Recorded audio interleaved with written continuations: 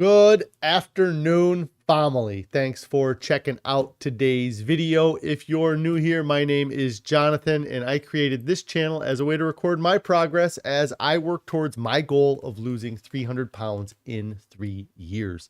If you'd like to join the family, hit that subscribe button down below. Also, click on the bell icon so you get alerted when I go live or post new videos. If you'd like to participate on the discussion, you can join me most weekdays where I go live on YouTube around 4 p.m. Central Time, or outside of my live stream, you can consider joining the Discord I created. There's a link for that down in the description below. Also, down in the description below is a link to a Pinterest board, and that has a lot of the recipes that I've been eating to help me lose my weight so far. Let's see. Today is day 838 of my 3-year challenge to lose 300 pounds. I've used a combination of extended water fasting and a whole food plant-based diet to lose over 245 pounds so far. I have about 8.5 months left to the end of my challenge, and I'm very excited to reach my goal weight and spend the rest of my life at a healthy weight. If anybody has any non-scale victories, I'd love to hear your non-scale victories. If you have any on-scale victories, I love hearing those as well. If you're struggling with your diet, what's causing your struggles? What's causing you to keep falling off track? If you are succeeding, let us know what you're doing to succeed as well. We love hearing that. And at the end of the day, what are some things that you are going to do that will make staying on your diet easier than the alternative? Let's go ahead, switch over to the main here. Hello, Cindy, Stephanie, Pretty Girl's mom, tennis and yoga girl. I hope everybody is having a wonderful day. I hope you had a wonderful evening last night. Last night, Carrie had another event. She is a social butterfly, and so I was at home watching the kids all afternoon. It was fun to hang out and just kind of chill with them yesterday evening. And then today, the weather's been a little bit worse here. I live in the Midwest, and there's been a snowstorm coming through. And so we got hit with a little bit of a snowstorm. It actually really kind of screwed up my whole day because we knew yesterday going to bed that there was a chance that it was going to snow overnight. And then this morning at about 5 o'clock in the morning, our kids' school decided to blow our phones up because they have to alert us that school got canceled. So at like 4:35 o'clock this morning, phone blew up, multiple messages. And now that I'm talking about it, I wonder if we get a message for each of our kids that's in, because it seems crazy that they continued to call us over and over. Stephanie says that you are in Colorado, and yesterday you got 8 inches of snow from Albuquerque. It came up from Albuquerque. Yeah, we were predicted to get a huge range of snow, from 4 to 10 inches of snow or something was the prediction. But yeah, this morning was woken up by the phone going off, then proceeded to look outside and saw that there was no snow on the ground. So they were very preemptive in their canceling. It was probably a good thing. We haven't gotten a ton of accumulation here, but we do have an inch or so or 2 inches of snow, but it's very wet, very slick snow, and also leads me to a little bit of a odd non-scale victory I had today. This is I don't know exactly if it falls under non-scale victory category or not, but today I was walking out to my truck, and like I said, there's some snow on the ground. It's very slick, and going to my truck, there is, I can go the long way, which is on sidewalk and on pavement, or I can take a little bit of a shortcut across the front grass at our office. And then I just have to kind of step down. There's a small retaining wall that is between like 2 feet and 2.5 feet high. Maybe in some spots it's lower, but it's about 2.5 feet. And I was walking to my truck and I went over the retaining wall. I went to go kind of jump down from the retaining wall. And as soon as I hit the ground, my feet slipped and I fell forward and I fell like right onto my face. And the non-scale victory part of that is that I didn't injure myself. I didn't really hurt myself at all. You know, I maybe have a little bruise on my knee or my knee's a little tender, but if I would have fallen from that height at 520 pounds, I would have been very, very uncomfortable. It would have been not a good experience. Again, well, the flip of it is that at 520 pounds, I probably would not have tried to kind of jump down off of the retaining wall that I did, but I slipped and fell onto my face or onto my knees, and it didn't hurt at all. Cindy says, "Oh wow, good thing you didn't land on your arm." I probably did land on my hands in some way. It was very graceful. I'll tell you that.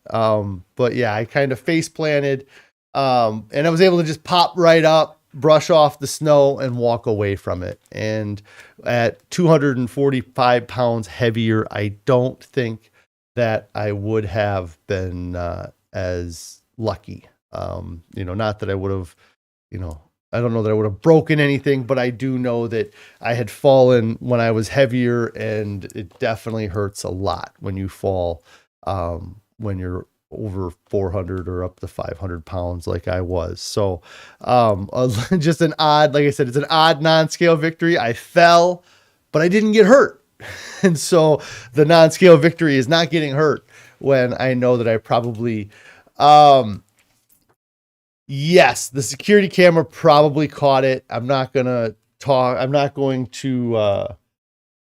to anybody really at work about it or let them know. So we're not going to go hunt down the security cam footage of me falling. So we'll just not say anything to anybody about that. So, shh. But yeah, so just kind of a silly non-scale victory I thought I would share with you guys here. I'm going to go ahead and take a look at the food that I have had since yesterday's live stream. I don't think Carrie is here. So I don't know what to call what we had for dinner last night. It was Janet actually, I think knows it was the jackfruit thing, but we had it without jackfruit. So let me go ahead and get this going here. Let's see.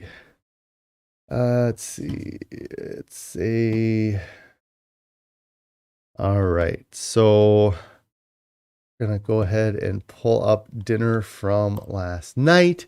I'm not exactly sure what it was called. I know it was something, it was supposed to have jackfruit in the recipe, or what we were supposed to have. Maybe it was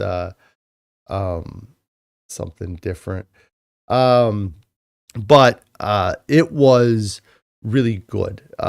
We even without the jackfruit in it, it was a great dish. I'm sure Carrie, it was chicken vegan curry is what it was here.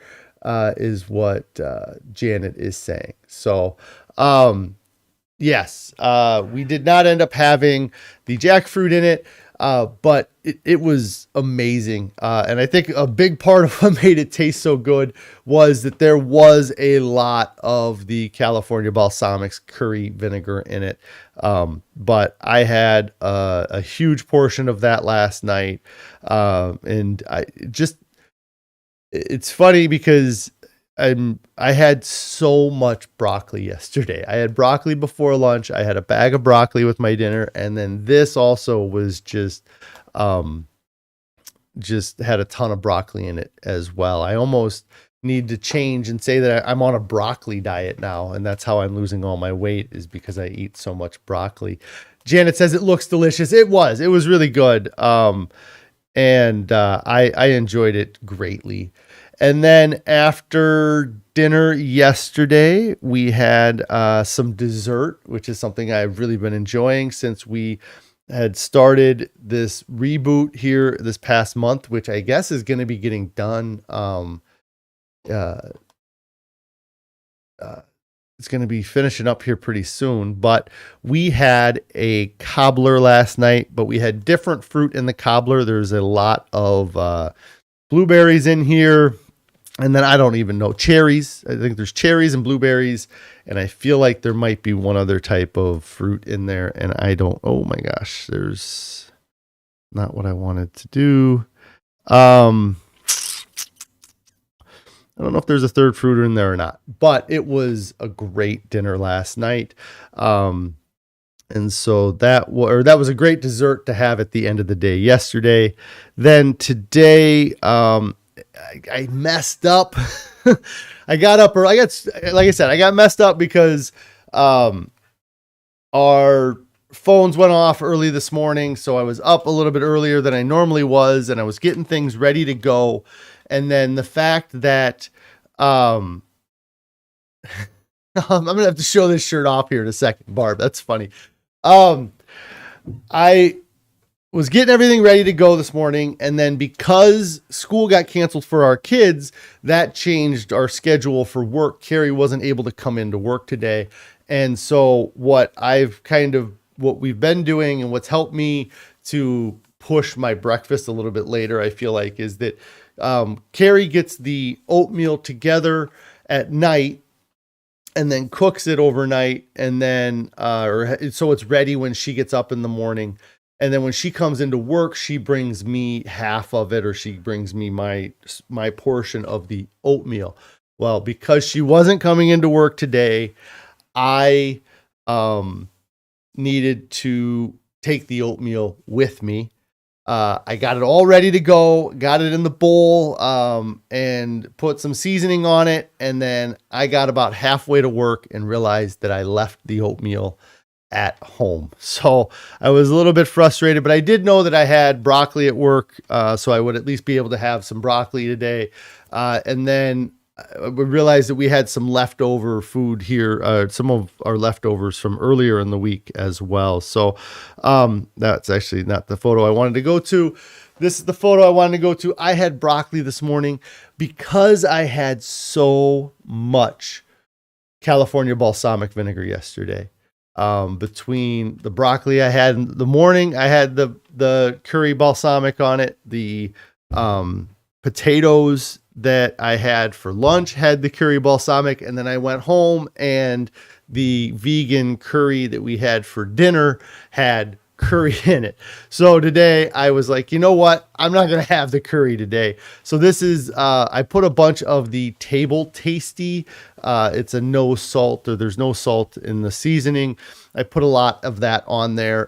It's pretty heavy in the nutritional yeast department, but I've been enjoying it more. When we first switched to it, I wasn't a huge fan of it because I really liked that Kirkland's no salt seasoning, and I would absolutely love to have that back. And I heard they're bringing it back, which is great. But this was one of the alternatives that we had found, and it's good. It just took me a little bit of time to get used to the taste and used to the flavor. So I put a bunch of that on my broccoli this morning.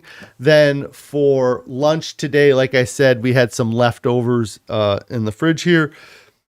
And so I had the Spanish rice and beans, and it was really good. The only downside is that at home we have a chipotle pepper seasoning that I like to put on my rice and beans to make it real spicy, but I did not have this. I did not have that here today at work, but this was also a very large bowl of food. So I've had a very good amount of food today.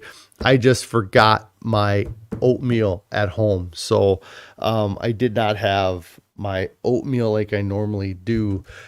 So a little bit less food today, I guess, but overall I'm still very satisfied. And I was happy that we had that in the fridge.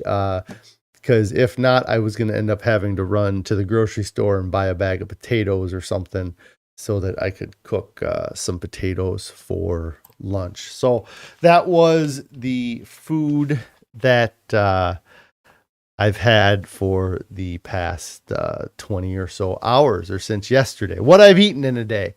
So Barb, you made a comment about the loving me in the colored t-shirts these days. The actual shirt I'm wearing right now is I've been wearing this.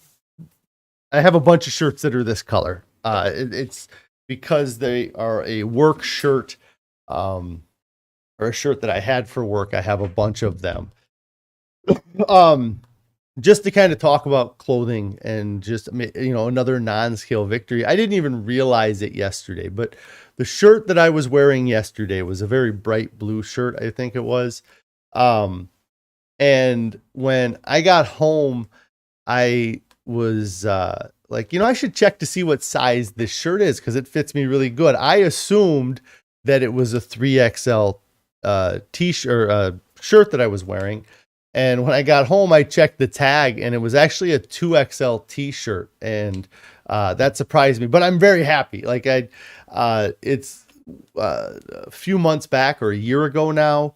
There was somebody that was giving away some 2XL clothing, and Carrie knowing that I was on my way to getting to 2XL shirts, she said, "Hey, we would love those shirts." And that's one of the shirts that I got from that collection of shirts we picked up. So it's not a shirt, it's a new to me shirt. And it's a 2X and it fit. And so I've been really surprised at being able to fit into some 2XL shirts. There's some other shirts that I tried on that they fit, and I think most people would be comfortable wearing the shirt at 2XL. But for me, I just still have kind of that baggy clothing kind of mentality that I really like wearing baggy clothing. And so the thing about the shirt I'm wearing today, though, is that this shirt's very large. I think this is a 6 or a 5XL shirt. I can't see. Maybe I can. Yeah, the tag's all jacked up. I don't know. It's a very large shirt. But I had bought a bunch of these, and we put a Cricut, I think is what you use to put logos on things. But I did that so that I didn't have to go to a professional shirt company and say, "Hey, I need to order some 5 or 6 XL shirts."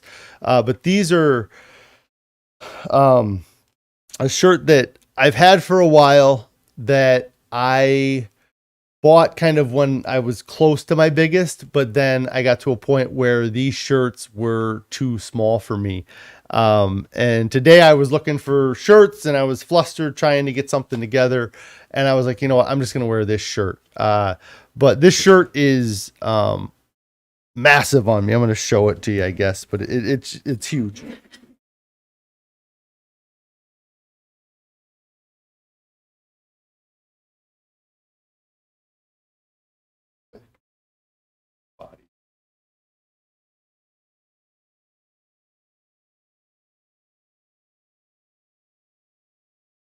This is one of those shirts that I need to turn into a tent or donate to a quilt company or something.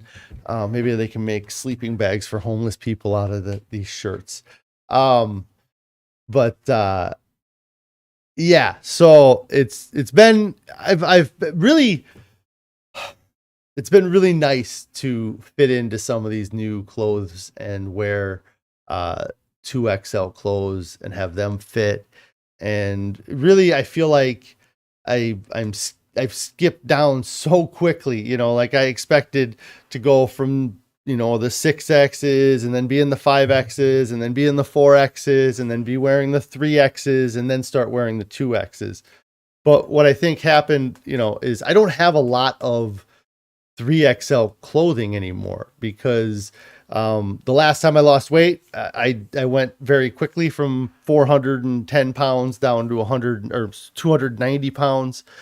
So I didn't pick up a lot of 2XL clothing at that time.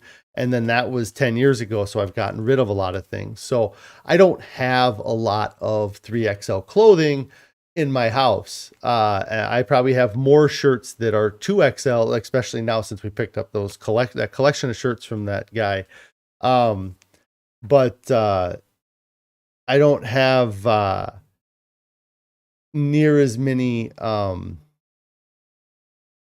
3XLs. I have more 2XLs than I do 3XL shirts. So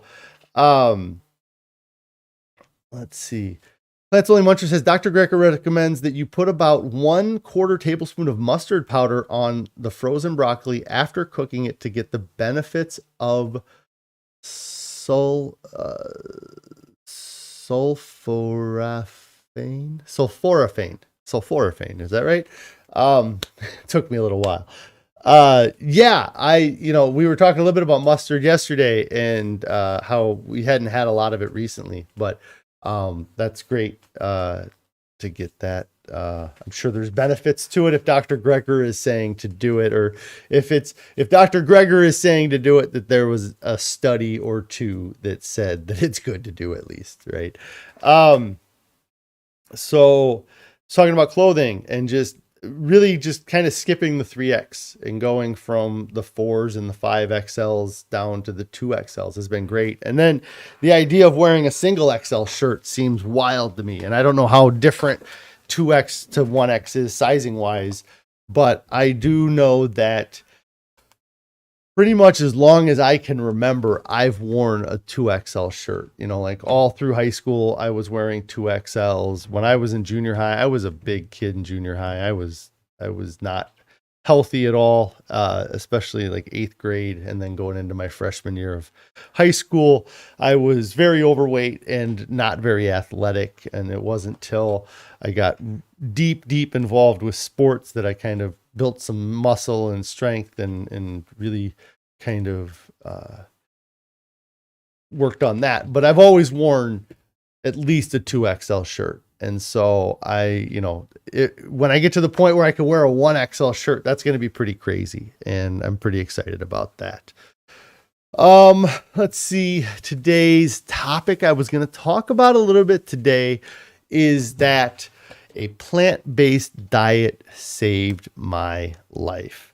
I look at that day I started this challenge, November 1st, 2020, October 31st at midnight, when I decided I had already decided, but when the challenge officially started. And I think about how different my life is today than it was 838 days ago. And really, I think of like when it comes to a lot of things, that old me, the old version of me died that day. Like, and I didn't even realize that it was happening at the time, like I was at the time, I was just like, I'm going to try this thing. I'm going to try to make a difference. I'm going to try to lose weight. I'm going to try, to do something. And then, now fast forward 838 days, I realized that was the last day that I was that version of myself. And so many things about my life have improved. And the thing is that had I not changed the way I eat and the way I approach food and just really everything, I drastically changed so much about my life, that if I hadn't have made those changes, that there's a very high probability that Carrie is now a widow and my kids are fatherless because I was so unhealthy. And I don't even I look back and I just am so thankful that my body was amazing enough to survive what I put it through. I was suffering from some pretty awful things. The sleep apnea, I don't talk about it so much because I don't think about it anymore. Like sleep apnea had such a control over my life that I was tethered to that machine, that it would, if I didn't have that machine, it would ruin the next day. It would ruin a vacation. It would ruin really just not having that thing, and the machine having that was such a lifesaver in itself. Like, because my life before having the CPAP machine was completely different. That version of me died the day I got my CPAP machine. The version of me that was constantly tired, that was falling asleep while driving his motorcycle, that couldn't get through a day of work, that version of me died.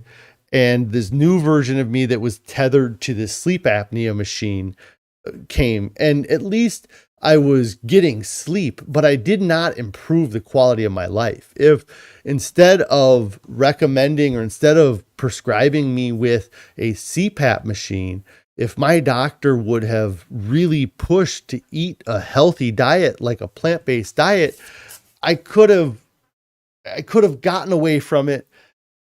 I could have gotten away from sleep apnea without being tied to this machine. But because I was prescribed the machine, that was what was solving my problem.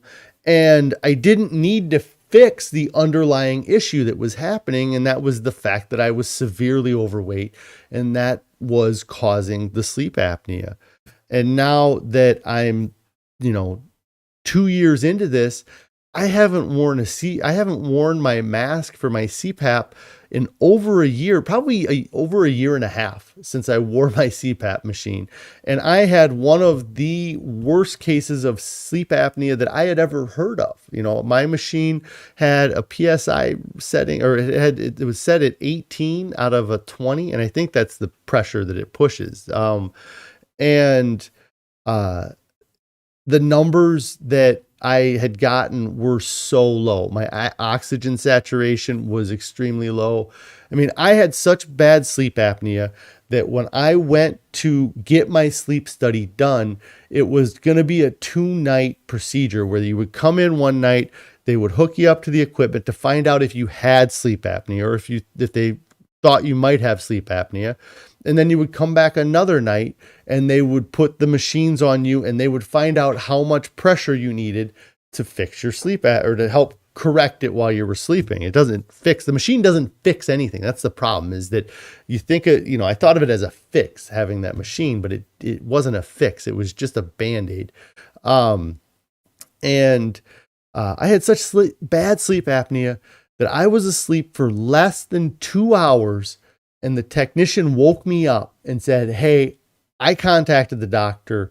You absolutely have sleep apnea, and we need to change you from doing that study to find out if you even have it to finding out what we need to set the machine at, because we need to get this done as fast as possible because your numbers are very bad." And to me, the machine was my lifesaver.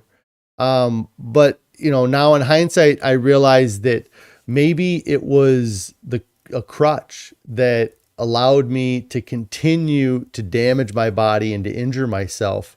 And from that, I had so many more complications that came up. If I wouldn't have got the sleep apnea machine, I may have passed away. I wouldn't have met Carrie, because that was one of the life changes that happened prior to meeting Carrie that got me to a position where, I lost a little bit of weight, started feeling better about myself. So I started looking for a partner, and that's when I met Carrie. But anyways,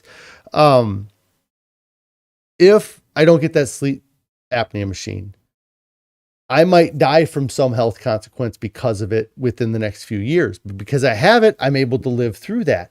And then my body is still being damaged. And that's when the swelling in my leg comes, like I start getting, fast forward 10 years later, and I have really bad swelling in my ankles, and I started to develop sores on my legs that weren't healing very well. And they were, like moist, or they had like a fluid to them. And I was continuing to just damage my body and keep putting this awful food in my body. And that's a sign of something very bad. I mean, my body isn't pushing the fluid back up to the fluid's collecting down in my legs, and that's not a good thing. And that would have led to more severe health consequences. And I believe that if I would have gone to a doctor about it, I probably would have been diagnosed with something that I didn't want to be diagnosed with, which is why I didn't go to the doctor. And so, that version of me in 2020 that was tethered to a sleep apnea machine, that had the severe swelling in my legs, that was having pretty regular kind of chest or vascular pains, and I didn't realize it so much until they were gone, that they occurred more frequently than they should have. It wasn't every day I would have chest pain or I get pain up here in my shoulder, but it would be every so often, and a lot of times I would attribute it to maybe something I ate, causing it, or that it was, I was a heavy person. Maybe I was more active the day prior, and I was, confusing it with muscle pain when it was probably vascular pain, or I was probably denying, I didn't want to admit that it was something more severe than just a little bit of normal pain that everybody has, or that it's normal for people to have that type of discomfort. And I realize now that it's been so long since I've had that type of discomfort that I don't have those pains. And so it was definitely, my health was in a very, very bad spot. Cindy here says that in her opinion, that eating a whole food plant-based diet for health is the way to go, and weight loss is a great side effect. Yeah. And that's something that I've really found over the past 2 years, is that it makes me feel so good to eat this way. Like, when I eat that bag of broccoli, I feel great after I eat the bag of broccoli. I don't ever feel guilty after eating anything either, which is it's new for me. Like, I used to have so much guilt, and just that guilt would bring my mood down, and it just makes things worse. Let me see here if I missed any other questions. So Barb asked, did you have to buy new clothes in all those sizes? Impressive loss. No, well, all of the clothing that I'm going through now is clothing that I grew through. Like, so I had clothing that was 3X, and really most of my wardrobe is work clothing. I run a company, or I work for a family business. And so 90% of my wardrobe was a gray t-shirt with kind of our work logo on it. And so I haven't bought really hardly any new clothing since I've started this diet. The only new stuff I've gotten is, like, I have a blue flannel shirt that I got for Christmas. And I have, like, a tan shirt that I got for Christmas, that is really about the only new clothing that I've picked up. I actually, the pants I've been wearing are all pants that I've gotten through donation now too, because I can't wear my old pants anymore, which is crazy. Like that. I really, in the past 2 years, I went from being too fat to wear all the jeans that I had, because I was wearing jogging pants or workout pants all the time, with a big stretchy elastic waist and a drawstring. That was pretty much what I wore all the time. And then I switched, once I started losing weight, I wore some jeans, that I started to fit back into. But now I am kind of at a point where even the smallest pairs of pants I have are getting to be a little bit too baggy. But But back to, how a plant-based diet really, it saved my life. It did. It didn't just save my life though. It improved the quality of life that I had. And that improved quality of life gives me more incentive to want to continue on. Like I always had an incentive for Carrie and for the kids, but I didn't really have an incentive for myself to carry on, because I didn't feel like I could contribute much, like I was, because I was so overweight. It was hard. It was a burden for me to do anything. And that, also drags on your mental health, which affects your overall well-being as well. And so by switching to this way of eating, it really it's given me life back. It's brought new life into my body that wasn't there before. I'm not the same person that I was 2 years ago. And I'm so thankful for it. Ichigo here says that you posted before. Yeah, I think I remember your name. You were 360 in May of 2021.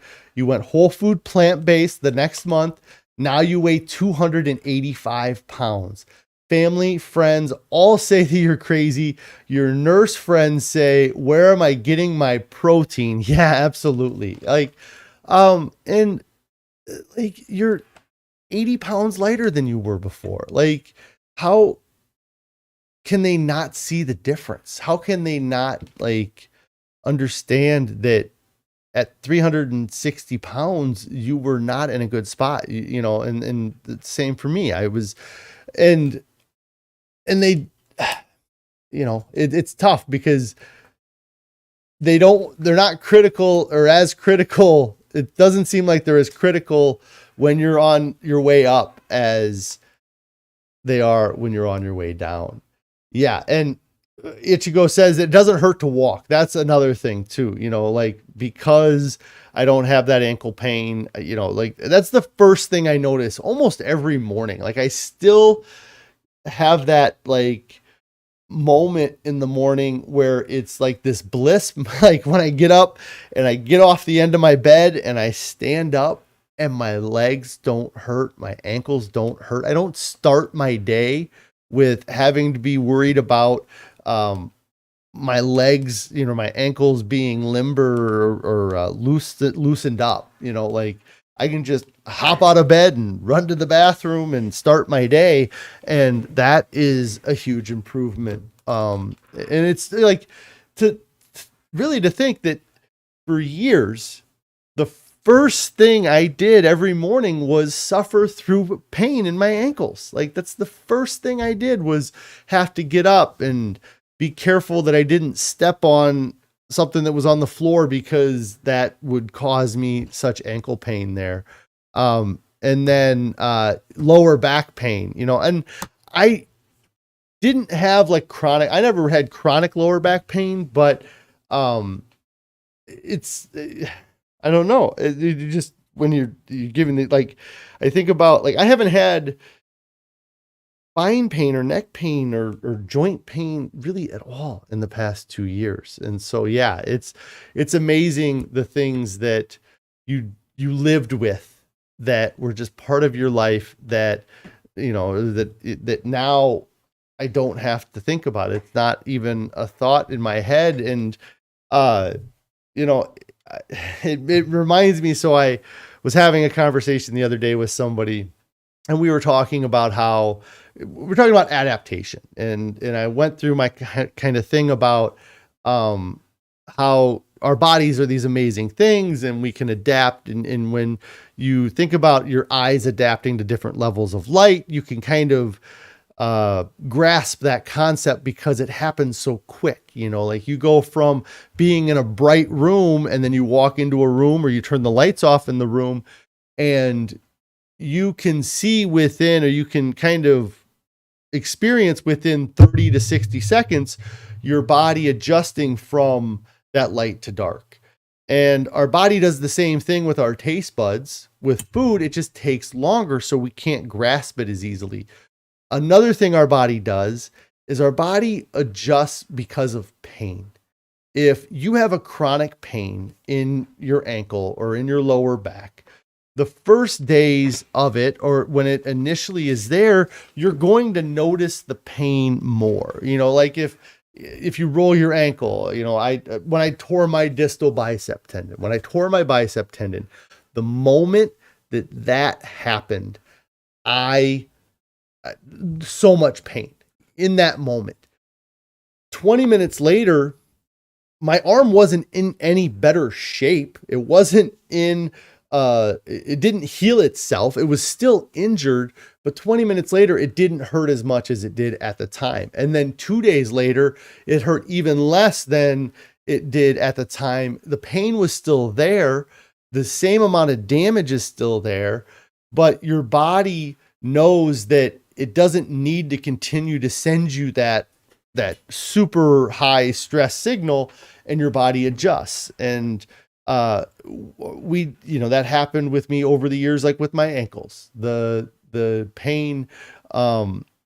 If the pain in my ankles, 10 years into this, or you're being at my heaviest weight, I was so used to that pain. If you were to take that pain out of me and transplant it into somebody who didn't have ankle pain, that pain might be debilitating to them because their body isn't used to it. Their body's not deadening that signal. And after a couple weeks, they wouldn't feel as much pain. And then after years, they would become used to it. And we do that, and we allow that to happen. And we excuse it as part of getting older, part of growing up, just part of life, having chronic pain. Like the idea that you can get to 70 or 80 years old and be pain-free is almost not considered. Like, people don't even think it's possible, but I do. I think it's very possible. And I think that eating a plant-based diet will help with that. Ichigo says that you could not stand for long periods of time. Now you get up and down every aisle in the store without leaning or sitting down. Yeah, that's, again, it's quality of life improvements. It's the ability to go to the store and to take a basket instead of a cart because you needed the cart to lean on. Or like you said, stopping and waiting. The thing where I would notice is if I would go up a flight of steps, or I would do anything that was a little bit active, my heart rate would just skyrocket. And then I'm dealing with this super high heart rate that causes kind of almost palpitations, I guess, or, it causes anxiety. Like, having your heart rate increase because of a simple physical activity causes more anxiety, because then, you're freaking out about, well, why is my heart rate so high? All I did was walk up 5 or 6 steps. There's people that run up flights of steps all day and they don't have half the heart rate that I end up with just by, lumbering up at one time. And so that's great that you've seen all these improvements. It's the best thing that you can do, because I know it's tough when your family is, not following, or they don't understand it. And when you have people that are professionals, like those nurses, asking, where do you get your protein? Like, I think that the best thing that you can do is just to continue to be that example of proving them wrong, and that's what's kept me going on with this too, is that I want to see this out to the end. I want to see this to the healthy weight and then beyond, and the criticisms is something that, maybe that I picked up from the Pleasure Trap book. So much of the criticism that other people put onto you is a projection of the criticism of themselves, or they see you succeeding and they're a little bit jealous, and they see somebody who has in their mind, more willpower than they have, or somebody who can do something that they cannot do themselves. And so they try to knock you down, because if I can't come up to your level, then I'm going to pull you down to mine, is a lot of what you run into. Yeah, Cindy says, yes, be the example and do it for yourself. Yes, that's great. Yeah, that's, and that's what, like I said, I keep doing. And I also know that I have lots of people around me that could benefit from making changes like I've made. And they don't see me every moment of every day. And so they don't know how I eat 99% of the time. But if that 1% of the time that you're around them or you're in front of them, if you aren't, eating, if you allow yourself to eat something off diet or eat something that's more indulgent, then you're setting a bad example, or you're giving them the impression that you can have something like that and still see the weight loss success that you're seeing. And so for me, I really, is like, in public, I am dead set to, nobody's going to see me do anything that's off diet, that's off plan. And that's really been the way it's been. Like I've been great for the past 5-6 months, but that whole kind of second year, I was on this weird fence between eating the way I should be eating and eating how I was hoping that I would be able to eat. And, I tried real hard not to eat the real bad stuff in front of people, because I didn't want them to get the impression that I could eat that vegan pizza and still lose weight, because I didn't. Every time I had the vegan pizza, I didn't lose weight. It was only when I was 100% compliant on my diet that I have lost the weight. That's awesome. You said no surgery. You lost it yourself. People that got the sleeve and they look ill and sick and have lots of skin. Yeah. Surgery was the next step for me. That was this project, this challenge. This was my last ditch effort to avoid surgery, because I really felt like that I would have been able to qualify for surgery. I would have been able to do what a doctor asked me to do surgery, but I did not want that to be what I went to. And I had seen family members and relatives who had the surgeries. And like you said, many of them had short-term success followed by catastrophic failure, which is exactly what happened to me every diet I did before this. Short-term success, catastrophic failure. Well, having the sleeve or getting the stomach, that doesn't free you from that consequence, because there's so many examples of people that have failed it. They found ways to get around the sleeve. They found ways to eat things that they shouldn't be eating. And so, and then Barb here says, a person after weight loss surgery who says she's always hungry. Of course, they can't eat a lot of food, like I really, feel so bad that people are doing such a huge change to their body. And then by doing that, it makes it tough to eat a plant-based diet. Like if you're going to shrink your stomach down, if you're going to have part of it removed, you're going to have a sleeve put on, it's going to reduce the volume. They're embracing the myth of moderation by doing these surgeries. And if you can understand that moderation doesn't work, if moderation worked, then we wouldn't have 41% of the population in our country, in the US here, as overweight or obese. It would not be that way. If moderation worked, we would be all skinny people, because we would all moderate ourselves to a healthy weight, because nobody wants to be really overweight. They don't want to be as big as I was. Cindy here says that you're 5'3" and your heaviest, you were 250 pounds for years. Your labs were normal, but you were diagnosed 2 years ago with osteoarthritis. And it was it was due to a poor quality of life. And then you're going to be getting a hip replacement eventually, and that's something that, just by switching to this diet, I didn't free myself of all the consequences of the way I was eating. It's things like, because these things take time to develop. They take years to develop. And sometimes they can get to the point where it's too far gone to make a difference. I'm so happy that I did this at 38 years old. I wish I would have done it at 28. I really wish I would have done it at 18, because there's 20 years worth of damage I did to my body that I don't know can get reversed. And I'm hoping that I was able to, I'm hoping that I don't come across a health consequence going forward. And I'm so thankful that I didn't have that catastrophic thing come up. I didn't have that terminal diagnosis from a doctor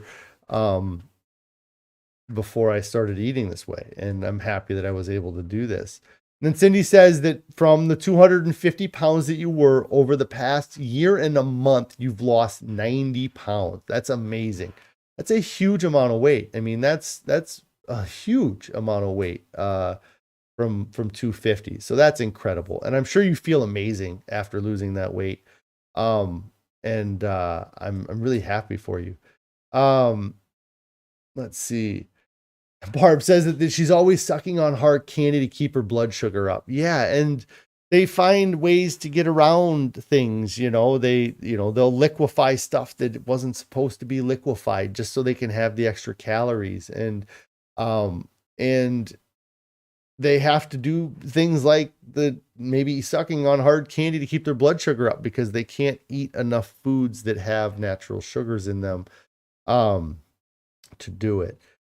Let's see. Ichigo says that you fast 3 to 4 straight days twice a month, and that helps too. You drink only lemon and lime water during the fast. Yeah, fasting is great for weight loss. And if you can manage and do, a couple day fasting, that's amazing. That's great, and just, make sure you're eating plenty of food when you're not fasting, and I mentioned it yesterday when I was talking that, my body has an on and off switch. It has an abstinence from food, and it has a binging on food switch, like there's no in between. And it's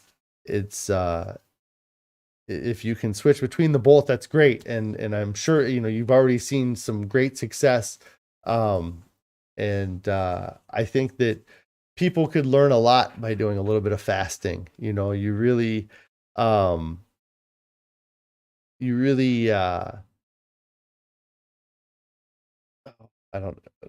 lost my train of thought.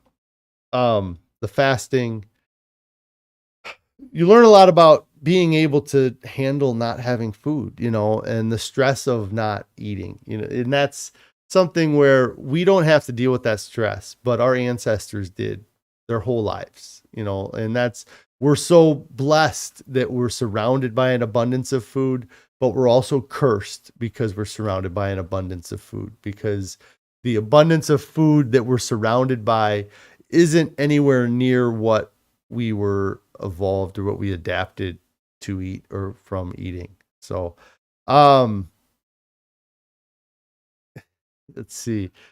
You gained your weight. Ichigo says you gained your weight over 10 years. You were at a labor intensive job in 2010. You left it for the corpse, and it was a sit down job. You did not help that it was 11 p.m. to 7 a.m. Yeah, awful hours. And that happened to me a bit, like I've always been overweight. But I've had periods of time where I've lost weight. I've had periods of time where I gain weight. And really what put on a lot of pounds for me was in 2017, I moved offices. And I was in an office that was by myself, that did not have good drinking water. Like that was part of the problem. So I was always drinking diet sodas, like constantly. And then There was no kitchen. There was no real way for me to cook food. So I would just eat fast food, and I would come into work, and the first 45 minutes or half hour, 45 minutes of my day would be me eating my enormous McDonald's breakfast or Taco Bell breakfast or whatever fast food restaurant I decided to stop at. I would do work for a couple hours, and then it would be lunchtime, and I would go to a fast food restaurant, and I would get, a ridiculous amount of food for lunch. And I'd come back and I'd spend the next 45 minutes to an hour eating all of that food. And I was extremely sedentary for those 4 years, or I guess it was 3 years. And I avoided the scale, so I have no idea where my weight was. I mean, in 2013, I know I was 290 pounds. And then in 2020, I was 500 and some pounds. But a lot of that weight, I think I put on towards the last couple years. And it's really, it's tough. You get stuck in it and you don't think that there's a way out.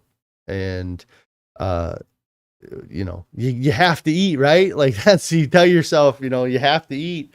And again, you got to have something. And I think that it's unfortunate that we kind of get brought up that every calorie is the same, or, a calorie is a calorie is a calorie. And this calories in, calorie out mentality. And it's not true.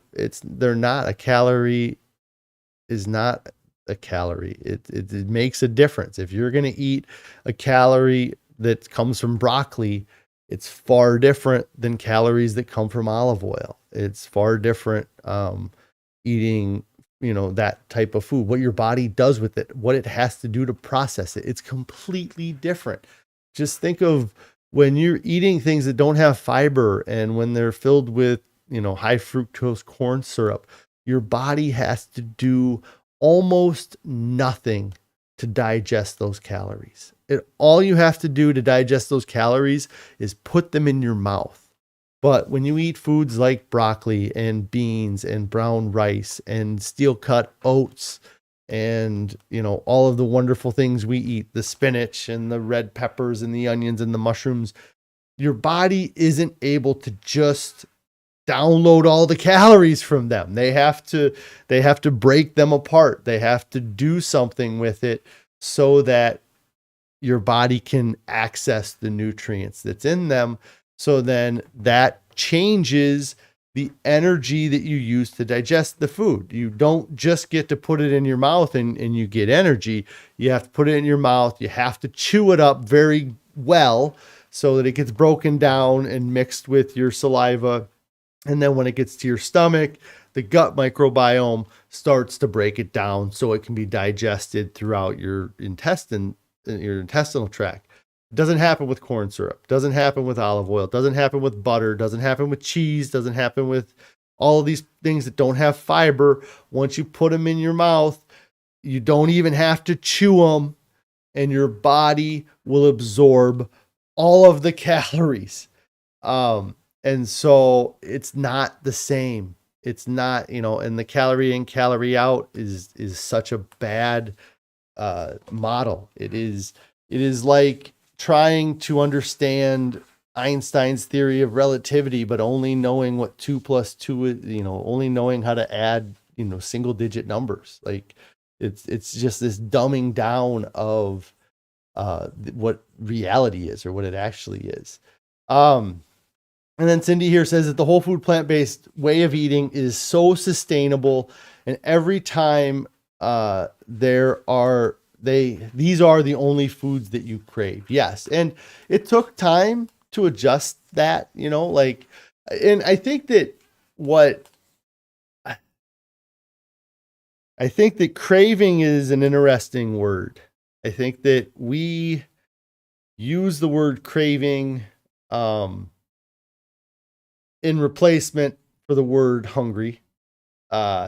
Your body, and that's something that I did all the time. When I was eating low calorie diets, I'd be like, oh, I'm craving this, I'm craving that. And it's really just your body saying, hey, dude, you need to eat. We're hungry. We're hungry. We're hungry. And so that hunger appears in the form of cravings because your mind's trying to tell you, to push you in some direction to eat. And it's going to try to do whatever it can to get you to eat more food. But when you eat a whole food, plant-based diet, the volume is so high that I'm not hungry all the time. I'm satisfied. I spend my days satisfied and not hungry. And so because I'm satisfied and not hungry, I don't have cravings like I used to. I think of what I'm going to eat next, and I think of healthy options, healthy foods, because my body's not screaming for the calories. It's not saying that we need more food. It's just saying that we need food. Just continue to give me what you're giving me and I'll be happy is what my body is saying. Now, when I was on those crash diets or taking the appetite suppressants, that's not what my body was saying.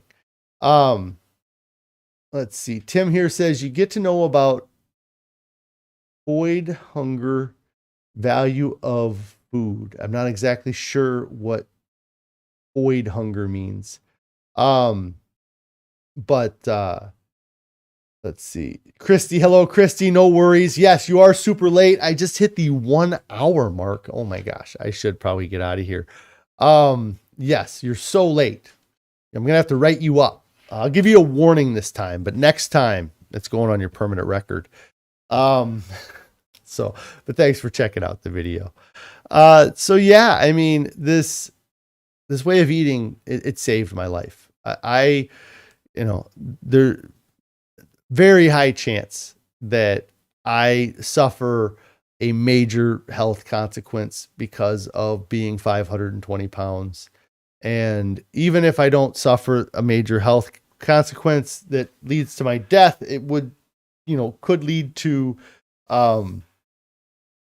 just a poorer state of being. Like when I look back and think of in the moment, I was thinking when I was at my heaviest, I was thinking, well, it could be worse. It could be worse.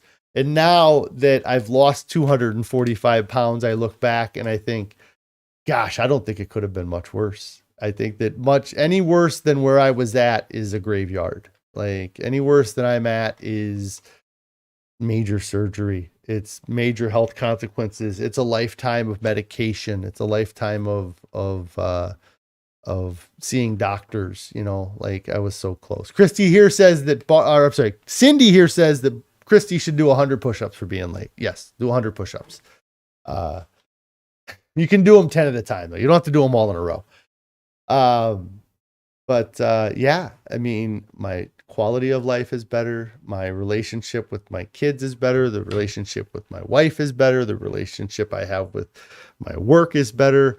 It's all been improved because I decided to give this diet a shot, and that's really the thing I have to say is if you're not eating this way, if you're an hour into this video and you haven't started eating a whole food plant-based diet and you haven't even given it a consideration, please do just give it a shot for 2 weeks, for 3 weeks. Just start eating this way. Just start eating better. Get rid of the processed foods.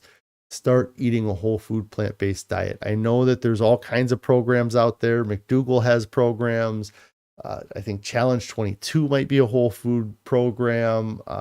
There's all kinds of different options out there to get started, but really it makes a difference. Okay, so Tim cleared up. Yeah, so you meant to say fasting teaches you to be hungry and teaches you the value of food.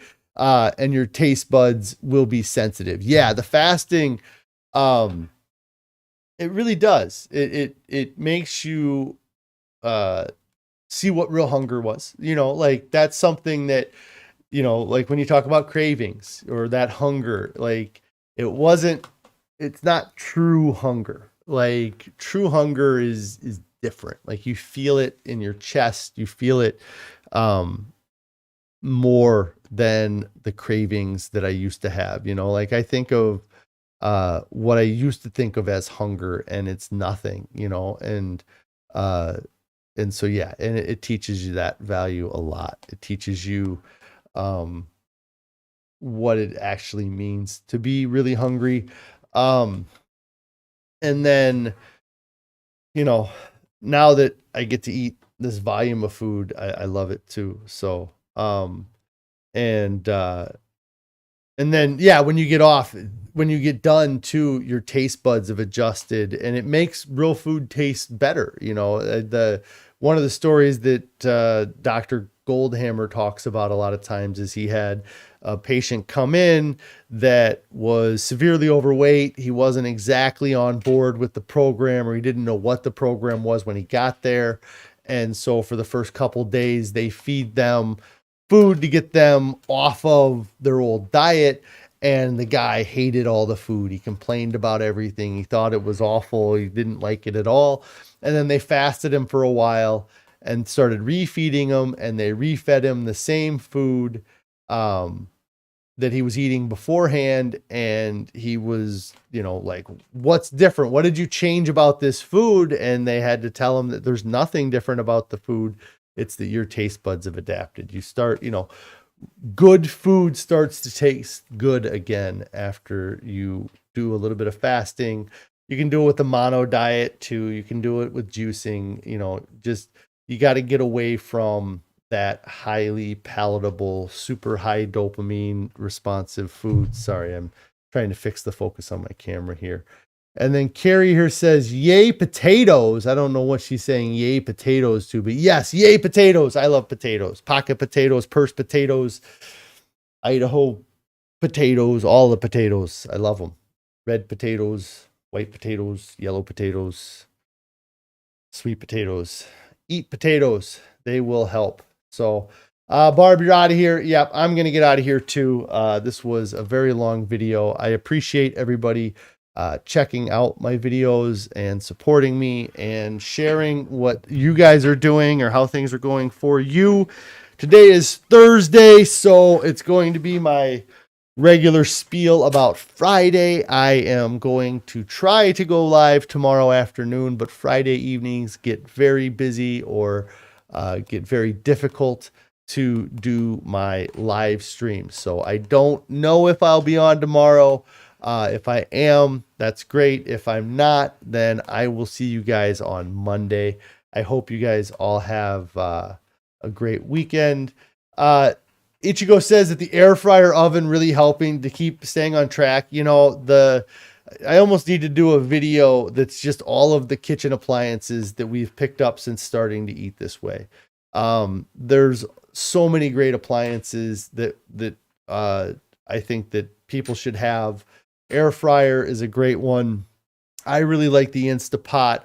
I really like the Vitamix or a high-speed blender. Those are all great things I think are great and help improve eating a plant-based diet and make it easier because it gives you more options on things that you can make yourself and things that you can eat. So, yeah, I am going to get out of here, guys. But I will talk to you later. I hope you guys all have a great evening and potentially a great weekend. If you have not subscribed to my channel, make sure you get subscribed to the channel. If you've not clicked on the bell icon so you get alerted when I go live or post new videos, make sure you do that. And if you have not liked this video, and comment down below, how has a plant-based diet saved your life? And last but not least, if you have not started your diet yet, get started now. There's nothing coming up this weekend that's more important than your health and your overall well-being. There's nothing that is going to make it it's not worth it to keep pushing it off. You keep pushing it down the road, you keep pushing it onto the future version of yourself. Eventually, that future version of yourself is going to have to show up or you're going to die first. And I don't think that's what you want. So get started right now, guys. I will talk to you later.